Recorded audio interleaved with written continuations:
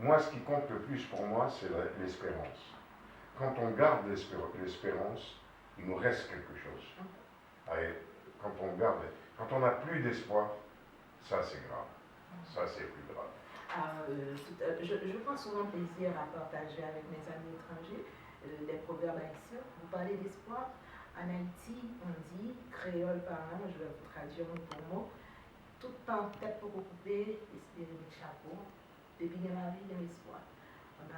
Tant que la tête sera là, il y aura toujours un chapeau, quelque chose pour conduire le chef. Et tant qu'il y a de la vie, il y a de l'espoir. Chez nous, c'est pas de la résignation, c'est plutôt exactement de la croyance en tenant de même. Parce que vous souffrez beaucoup. Vous savez, les gens qui souffrent énormément, ils ont une religion de l'espoir, de l'espérance. C'est une religion, ça, ouais. L'espoir. Espérer, ouais. Toujours croire. Toujours croire, espérer. Et vrai, être patient. Ça booste. Et oui, et oui. Et moi, je crois que je suis né dans la chanson pour donner l'espoir, pour donner l'espérance. J'aime bien et vos relances parce que ça met en exergue tout ce que j'avais préparé pour vous comme questionnaire. Vous dites que vous croyez en beaucoup de choses. Vous dites aussi dans une chanson que vous êtes un Français créole. Comment? Un Français créole. Vous chantez que vous êtes un Français créole. Vous chantez oui. Un étranger parisien. Ouais. Je suis un juif espagnol, je suis un grec arménien, je suis un Français créole qui devient un étranger parisien. Voilà, c'est ça. Donc, les gitans, je vous avais dit qu'on allait revenir, les gitans, les pieds noirs, comme vous en parlez, ils ont toujours occupé une grande place dans votre vie. D'après vous, qu'est-ce qui pourrait contribuer, par exemple, à ce qu'ils soient mieux accueillis en Europe, par exemple, où vous avez évolué, où vous vivez? J'ai pas compris. Je ne veux pas dire laisser pour compte parce qu'en fait, ce n'est pas le cas. Il y en a qui s'expatrient volontairement. Il y en a d'autres que ce sont pour des raisons de limites territoriales ou autres. Oui. Donc, vous-même, est-ce que vous pensez, par exemple, que la prépondérance que vous leur donnez dans votre musique, votre message de paix et tout ça, est-ce que vous pensez que ça va contribuer à un meilleur accueil pour ces gens-là en Europe, par exemple, où vous vivez? J'espère. J'espère en tout cas que, vous savez, on a parlé d'espoir, d'espérance, mais il faut aussi parler de bien recevoir les gens. Les gens qui veulent vivre chez nous. Il n'y a pas besoin d'avoir un visa ou un drapeau pour vivre sur une terre. La terre, elle appartient à tout le monde. On est enfant de tout pays. Voilà, enfant de tout pays. La terre, elle appartient à tout le monde. Il n'y a pas besoin de... C'est pas parce qu'on vient de notre pays qu'on est moins bien que ceux qui vivent dans ce pays. C'est faux. Moi, je me suis toujours battu contre...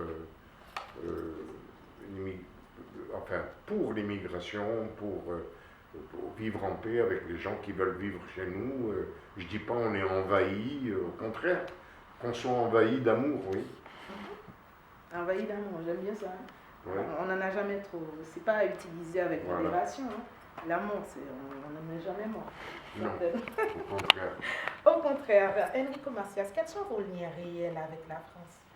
D'après vous, la France, quand on parle des grands pays, on parle des États-Unis, on parle de la France aussi certainement. Est-ce que vous pensez que l'influence de la France peut aider à promouvoir la paix en Europe?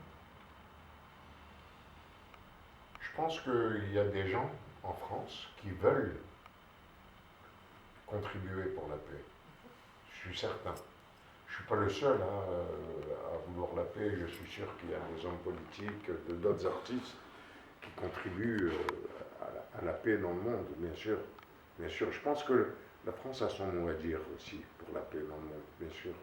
Pour l'améliorer. Mais vous savez, l'histoire de la France, elle est quand même belle. Une belle histoire. Bien, elle a été entachée de beaucoup de guerres, beaucoup de problèmes et tout, mais en finale, un jour, on s'apercevra qu'il y a beaucoup plus de gens qui contribueront à la paix que de gens qui laminent la guerre, qui travaillent pour la guerre. Bon, on est pour la paix, la guerre, nous n'en voulons pas. J'en connais un, et sûrement que vous connaissez, c'est Ferrat qui chante « Nous ne voulons plus de guerre, nous ne voulons plus de sang ». ce ne sera pas lui, notre... Maintenant, vous aimez bien jouer, Nico, hein? Les devinettes, ça vous dit? Comment? Les devinettes. Oui. Vous essayez parfois? Allez, j'essaye. Ok, On va jouer alors. On va jouer un tout petit peu. Allez, on va jouer. Vous avez une chanson qui... je ne suis pas trop sûre du titre, mais ça dit « Aime-moi, je t'aime, aime-moi toujours, que serait ma vie si tu n'étais pas là? Aime-moi, je t'aime, aime-moi encore. J'ai besoin d'amour et j'ai besoin de toi. » Vous voyez quelle chanson? Aime-moi, je t'aime. Oui, c'est le titre. Le titre. Ah, je ne me suis pas trompée. Non, c'est Aime-moi, je t'aime. Cette chanson a été écrite, les paroles, par Serge Lama. C'est un chanteur que j'adore. Moi aussi. Et moi, j'ai écrit la musique. Aime-moi, je t'aime. Ah, super. Aime-moi, je t'aime. Aime-moi toujours. Que serait ma vie si tu n'étais pas là? La devinette part de là. D'après vous, cette chanson, elle a servi en Haïti au moins une fois. Il y a 3 réponses et vous devez choisir l'une d'elles. Petit A, prestation de serment d'un président élu. Petit B, à une marche nuptiale. Petit C, cérémonie de collation de diplôme. D'après vous, votre chanson en Haïti, au moins une fois, mais pour moi je sais que c'est plus d'une fois, a servi à quoi parmi ces 3 réponses? Vous voulez que je reprenne? Petit A, prestation de serment d'un président élu. D'un président élu. Ouais. Non, juste d'un président. Et après 2, marche nuptiale. Moi, je crois que c'est la marche nuptiale. Et si je vous dis que c'était le mien? Hein? C'était la musique d'entrée pour le mariage. Ça l'a été pour ma tante et je connais des gens qui... Les musiques d'Enrico reviennent toujours à l'église pour ceux qui se promettent une belle vie longue et durable. Voilà. Vous voyez, vous accompagnez le foyer. C'est avec Aime-moi, je t'aime, vous avez raison? Oui, vous avez tout à fait raison. J'ai gagné? Vous avez gagné. J'ai gagné. Vous avez gagné, hein, et Enrico, voilà. Bon, c'était un petit peu facile, hein, on se l'avoue. Alors, Enrico, on n'est pas trop loin de la fin de notre entrevue. Je voudrais vous demander vos chansons, au-delà de la mélodie, parce qu'on doit dire aussi que vos chansons sont très entraînantes. Votre voix est musicale. Même sans accompagnement, ça marche. Vous voyez? Mais au-delà de la mélodie, vos chansons, d'après vous, s'inscrivent-elles dans une perspective sociale et ont-elles déjà contribué à faire avancer des causes? Certainement. Certainement. D'ailleurs, depuis 1997, M. Kofi Annan m'a nommé ambassadeur de la paix pour l'ONU dans le monde entier, et pour la défense des enfants et pour la paix dans le monde. Pour la paix dans le monde. Donc, par exemple, quand le président Sadat m'a invité, j'avais écrit une chanson qui s'appelait Le Grand Pardon. Et le Grand Pardon, je disais, dépêchez-vous, dépêchons-nous de le faire entre nous, faire la paix entre nous. Donc mes chansons ont contribué à réussir des grandes causes, oui, c'est vrai, c'est vrai. Est-ce que vous saviez qu'Enrico a été instituteur, a été spectateur? Moi, je l'ai découvert en faisant mes recherches. Vous avez été professeur. Oui. Je vous imagine. Oui, en Algérie. Vous avez enseigné quoi? Ben, j'enseignais pour tous les petits-enfants. Encore les enfants, hein, ça tourne autour pour de les vous. petits. Ah ben, heureusement, parce que j'ai connu... C'est comme ça que j'ai commencé à aimer les enfants, parce que je les trouve tellement attachants, ces enfants-là. Ils ont tous une intelligence incroyable. Vous savez, une intelligence, pour moi, c'est... Tout le monde est intelligent. Tout le monde, sans exception. Mais c'est comme un athlète. Un athlète qui ne va pas au gymnase, il n'a pas des beaux muscles. Il perd de son tonus. Il perd des muscles. Alors, l'intelligence, si elle reste en sommeil, elle ne progresse pas, elle décline. Donc l'intelligence chez les enfants, tant qu'ils ils n'ont pas encore appris, ils sont... Il faut aller chercher cette graine chez eux. Non, ils ont cette intelligence, mais il ne faut pas qu'elle reste en sommeil. Par exemple, Einstein, qui a fait des découvertes incroyables, quand il dormait, il n'était pas génial. Hein. En enseignant, tout à fait. Oui, mais d'aucuns vous direz, par exemple, Einstein, c'est un génie. Hein. Vous répondrez quoi à ça? Einstein était un génie, bien sûr. Vous savez qu'il était nul à l'école. Oui, on l'a dit, hein, complètement. Ah ben voilà, beaucoup de contradictions, mais on se retrouve sur bien des points. Enrico Macias qui sera avec nous sous peu en Haïti, madame, monsieur. Alors, de découverte en découverte, d'instituteur, j'apprécie que vous êtes acteur. Ah oui, c'est vrai. J'ai tourné dans plusieurs films. Tels que, alors, j'ai tourné 2 fois dans La Vérité si je mens. Vous avez menti ou vous avez donné la vérité? Non, j'ai menti dans le film. Parce que, vous savez, quand on joue la comédie, on est obligé de mentir. Hein. C'était vers quelle année ça? C'était, je ne me rappelle plus des années, mais il y a longtemps. Non, mais la dernière, c'était il y a 3 ans à peu près. La Vérité si je mens numéro 3. Et, c'est un film? Oui, un film rigolo, comique. Je suis très comique, c'est passé hier soir à la télévision. Je vais regarder.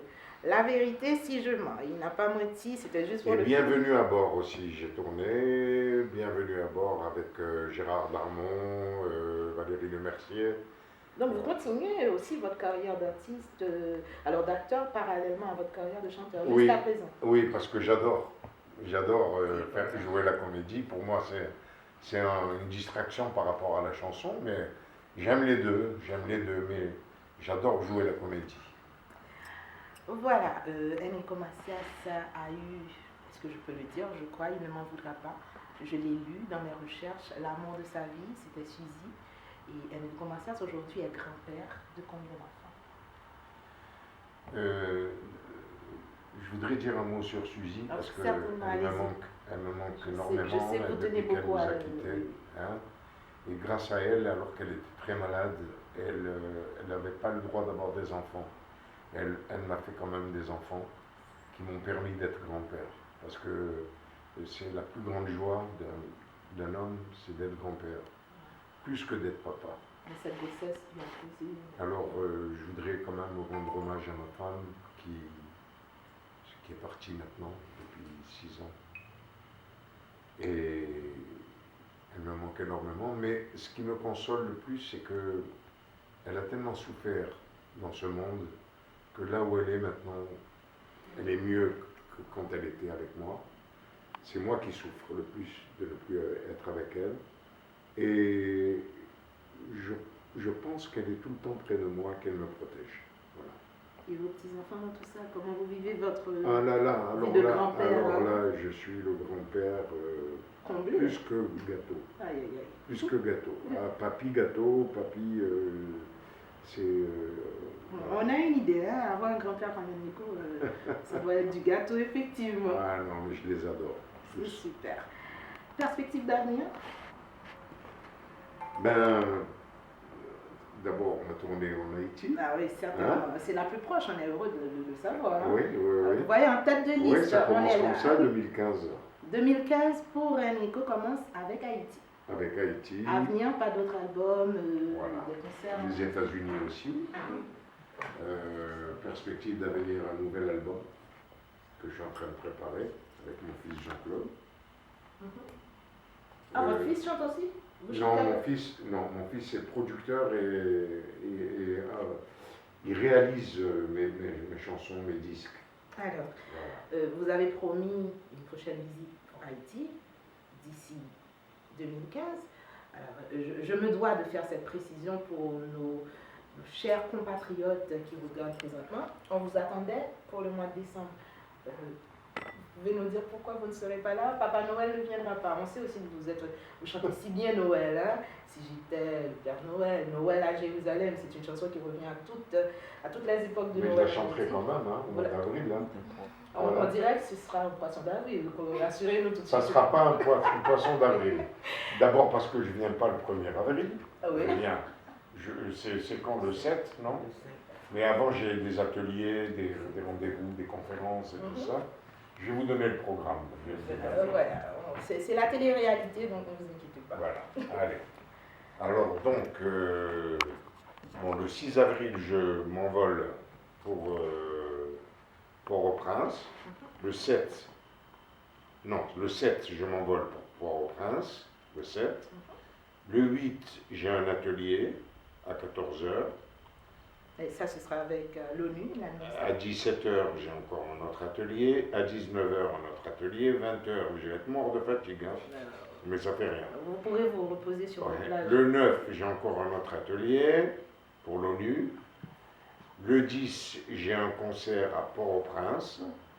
Et le 11, j'ai un concert à Jacmel. Vous connaissez Jacmel? Non. Je connais Port-au-Prince, mais pas Jacmel. Pas encore Jacmel. Pas encore Jacmel. Vous irez bientôt. Hein? Alors, ça ne répond toujours pas à ma question.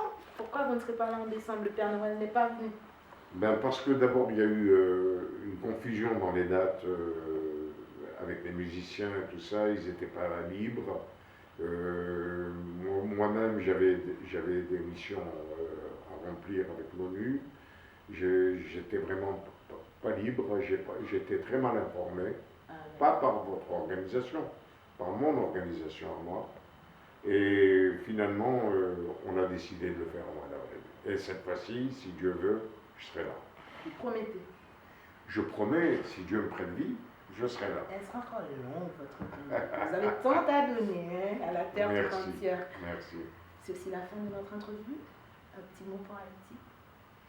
Ben écoutez, je me réjouis de venir vous voir à votre rencontre, de partager vos joies, vos peines et de chanter pour vous parce que vous aimez la musique et vous allez faire la fête avec moi parce que la fête c'est l'espérance et on va passer de l'émotion directement à l'espérance et à la fête. Et la fête, vous allez danser. Je vais voir comment les filles dansent. Vous allez être servi. En Haïti. La danse en Haïti. Je ne veux pas voir les hommes danser, je veux voir que les femmes. Le message est passé. Mais les hommes aussi, hein, les hommes aussi. Merci infiniment à vous Enrico et déjà on a hâte de vous voir chez nous. Hein. Ce ne sera pas un poisson d'avril, c'est annoncé. À Noël malheureusement ça a dû être reporté, planification mal assurée pour un moment, mais bon, ce n'est que partie remise et d'autres auraient pu dire c'est reculé pour nous sauter. En avril, on aura Enrico Macias en Haïti, des tournées. Alors, il sera à Jacmel, comme il a dit, il sera à Port-au-Prince aussi. Et il aura des ateliers avec les enfants démunis, et ceci sous l'égide de l'ONU, principalement de la MINUSTA. Et parallèlement, je crois que c'est un petit peu tout. Alors, vous serez aussi à New York, avant de venir en Haïti, toujours pour l'Amour Production. Ce sera à Brooklyn College. Voilà, à New York juste avant. Juste avant. En prélude d'Haïti. Voilà. Après en Haïti, donc je suis d'abord à New York au Brooklyn College. C'est un théâtre qui est dans une université. Et j'espère que déjà je ferai connaissance avec les Haïtiens parce que quand je chante à New York, les premiers qui achètent mes billets, c'est les Haïtiens. Ils sont nombreux. Voilà. À Brooklyn aussi, la communauté haïtienne est très présente. Et dans le Big Apple, vous le savez, hein, et le 5 avril, Enrico sera à Brooklyn College. En Haïti, à partir du 7 avril. Suivez cette date, marquez-la, hein, parce que moi, je serai là. Je ne sais pas pour vous. Lionel Lamar sera là. Vous voulez ajouter quelque chose? Pas de problème. Aïe. Il n'est pas à l'école. Oui, Enrico, comme moi. Vous savez comment on dit en Haïti? Je vais bien, merci. On dit comment? Moi bien, merci. Merci. Moi bien. Moi, ni pour moi, je. Moi bien. Moi bien, merci. Moi bien, merci. Pas de problème. Moi bien, c'est pas de problème. Moi bien, merci. Dis Haïti, Mabvini, moi sur route, Mabvini. Quoi? Haïti, je suis en route, j'arrive. Haïti, moi sur route, Mabvini. Haïti, moi sur route, arrivé. Voilà. Cette délégation, mesdames, messieurs, a fait le déplacement à Paris, comme je vous l'ai dit tantôt en début d'entrevue. On est dans le beau salon rouge d'Enrico Macias et j'espère que Wendell Lavoux, qui assure les manœuvres techniques, a pu faire le tour de ce beau salon avec le piano, avec tout ce qu'il faut, un cadre très chaleureux. Hein. Et on a été très bien accueillis par, comment elle s'appelle la dame qui m'a servi le café? Je voulais lui dire Brigitte, voilà, merci. C'est pas Brigitte Bardot, hein? Oui, je sais, elle n'est pas actrice. Brigitte qui nous a servi du café, hein, monsieur Tony Daran qui a eu son verre, je ne dirais pas rempli de quoi. d'être à côté de Franzi. Et moi, je suis contente d'être avec Enrico. La bise. Voilà. Et je la trouve très très belle, mais en plus, elle a des lunettes de folie. Hein. Oui. Ah là là. Je les ai achetées hier, il ne faut pas lui dire. Les miennes sont passées. Hein? Je les ai achetées hier. Tout près de Challenger chez vous. Ah oui? Donc, voilà. Elles sont belles, hein? Merci beaucoup. J'espère qu'elles me vont. Hein. Ah oui. Ah ben voilà, madame, messieurs, hein, et ça promet en avril. Moi, je serai là, Tony sera là, il y a Cora qui sera là, Wendell sera encore là.